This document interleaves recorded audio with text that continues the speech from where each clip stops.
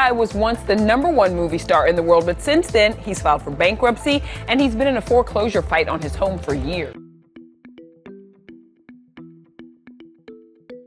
Number 10.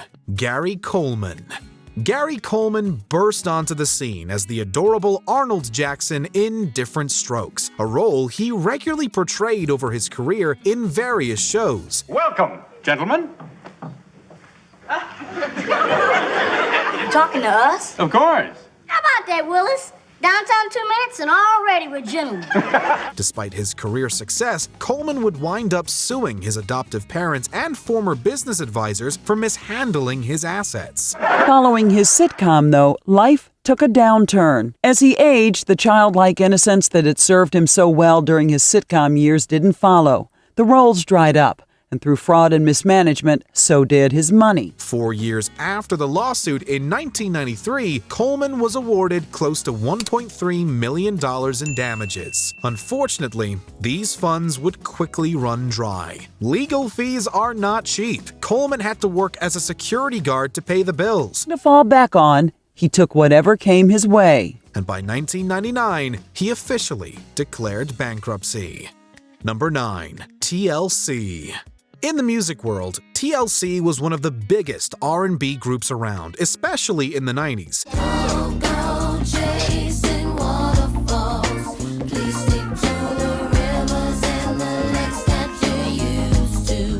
They were releasing one-hit single after another and shipping out boatloads of albums. As with most things, however, all that glitters is not gold. In 1995, Lisa Left Eye Lopez, Tian T-Boz Watkins, and Rosanda Chili Thomas collectively applied for bankruptcy with debts of $3.5 million. For a career with so many highs, there were also unimaginable lows. At the height of their fame, they filed for bankruptcy, cheated, they say, by unfair recording contracts. Some of the financial woes reportedly stem from Lopez's insurance payouts after committing arson against her ex and Watkins' medical bills for sickle cell anemia. Adding to the financial hardships, Tian, aka T-Boz, struggled with health issues throughout her career, suffering from sickle cell anemia since she was a young girl. But TLC claims the real issue was being conned by their management and record labels who charged the group every expense under the sun, leaving each band member with an annual sum of $50,000, despite their success. Number 8. Shane Filin. For years in the pop world, the Irish boy band Westlife was everywhere. They sold out arenas and created one-hit single after another.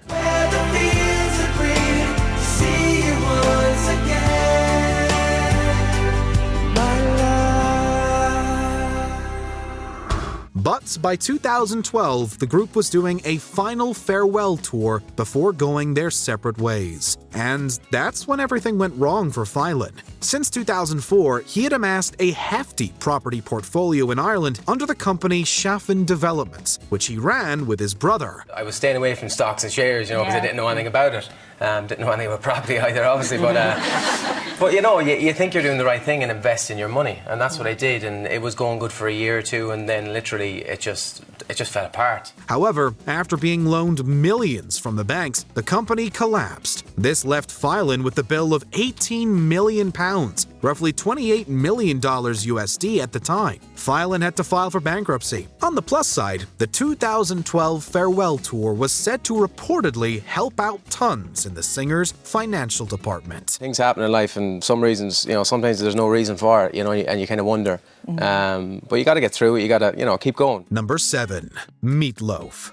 In terms of the greatest rock ballad performers in music, Meatloaf is definitely high up on the list. I would do anything for love, but I won't do that. Unfortunately, a few years after striking it out as a solo artist, problems began to mount. On top of abusing substances and poor financial handling, Meatloaf was also facing many lawsuits, including some with his regular collaborator, Jim Steinman. He ran into all kinds of financial difficulties in the late 70s, early 1980s, and he and partner Jim Steinman, the guy he wrote the album with or performed the album with, had a terrible falling out. There were lawsuits going back and forth. Altogether, the suits amounted to $80 million.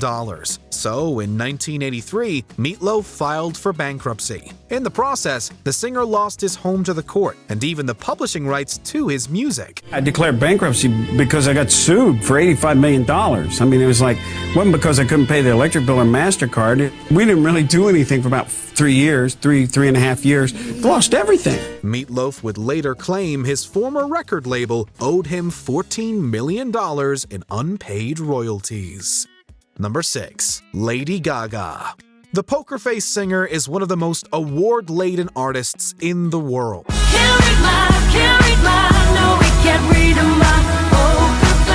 On top of a host of Grammys, Gaga also won an Oscar for her work in 2018's A Star Is Born. Yet, she only achieved all this after coming back from the brink of financial ruin. After her breakout in 2008, she went off on her iconic Monster Ball tour across the globe the folling year. And the show is just as really expensive. You know, I'm doing what I always do, which is I go bankrupt. I go bankrupt on my shows. While performing her songs, there were financial rumors that disturbed Gaga. So, she spoke to her management. They confirmed she had a massive $3 million debt from financing the tour. She explains that she spent $3 million, which was everything she had on that tour, promoting her debut album, The Fame. Thankfully, the popularity of her work, followed by several high-profile spots, put Gaga's balance back in black soon enough. Number 5. Dennis Rodman. As much as his career was impressive on the basketball court, Rodman's life outside the sport was just as colorful. People that write the things in the paper don't really know Dennis Rodman. They don't even talk to me, so they just have to write something that's crazy and stupid to make me look like an asshole. I just want to do something that makes me feel like that I'm free, that I can go do anything I want to do. After amassing millions of dollars at his peak, Rodman's finances were a mess. On top of various run-ins with the law and hefty fines, he was also the victim of professional con artist Peggy Ann Fulford, who claimed to be a financial advisor. Rodman's lawyer, Bradford Cohen, and others in Rodman's team will discover that Peggy is faking her credentials. They'll accuse her of stealing, quote, a ton of money from the NBA All-Star. After granting her access to his finances, Rodman quickly saw problems. Bills were missed, large amounts were spent at stores he hadn't visited, and he couldn't afford to pay child support. Peggy was going to be sort of the CFO for these players. She was going to help them with a budget, pay their bills, help them with their investments, and also do their taxes. She was going to do everything for them.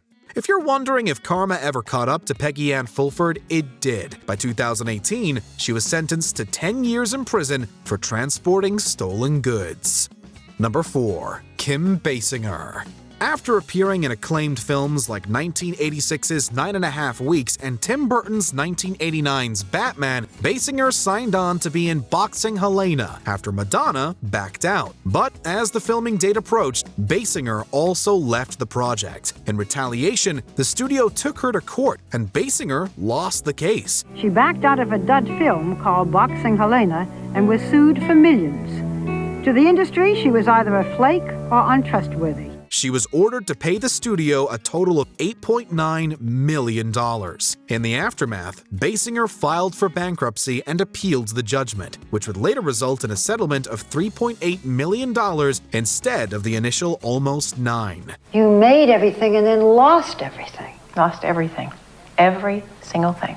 Meanwhile, the film didn't go down too well upon its release. Director Jennifer Lynch received a Golden Raspberry Award for Worst Director in 1994. What is it going to take, Nick, for you to realize I don't want anything to do with you? Number 3. Burt Reynolds. Considered one of the most iconic actors on the big screen, Burt Reynolds seemed to have it all. A slew of credits in successful films, an album, and various businesses. We have a big chance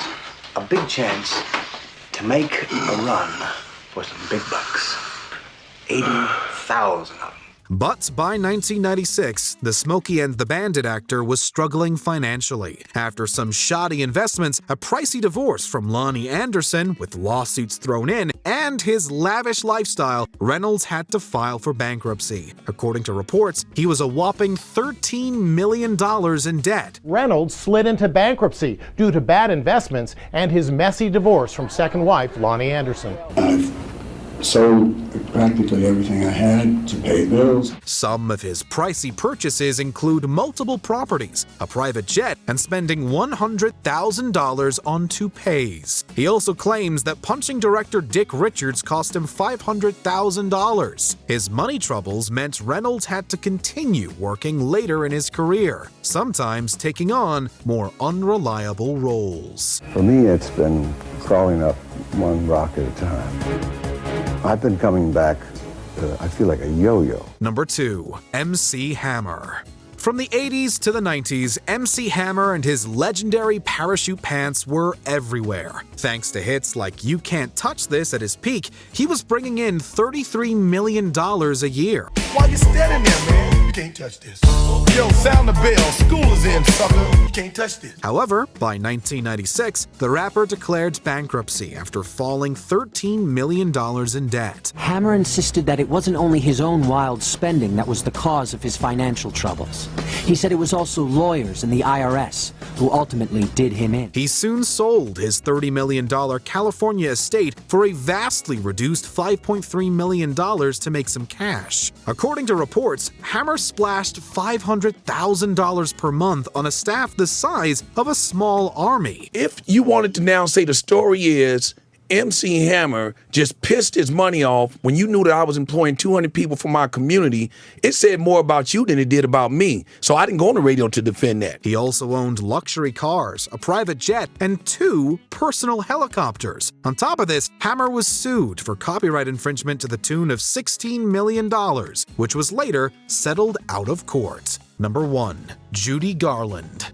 Nowadays, Garland is seen as a cultural icon from the golden age of Hollywood. After bursting onto the scene as a teenager in 1939's The Wizard of Oz, life seemed set for the performer. At least, it did from the outside looking in. My, people come and go so quickly here. For starters, there were rumors of embezzlement by Garland's management. There were also accusations that filmmakers at MGM had forced dieting pills on Garland. This led to a lifelong struggle with substance use disorder and mental health issues. Off-screen, the pills got Judy through the depression and the nonstop workload. At least 4 doctors were writing prescriptions, but on-screen, the drugs didn't show. Yet.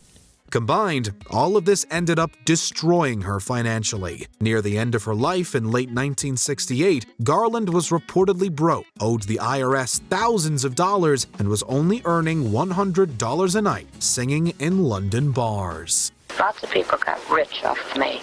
My children didn't get rich. I didn't get rich. The man who'd managed Judy's money and career in a phrase robbed her blind. Did you enjoy this video? Check out these other clips from Watch Mojo, and be sure to subscribe and ring the bell to be notified about our latest videos.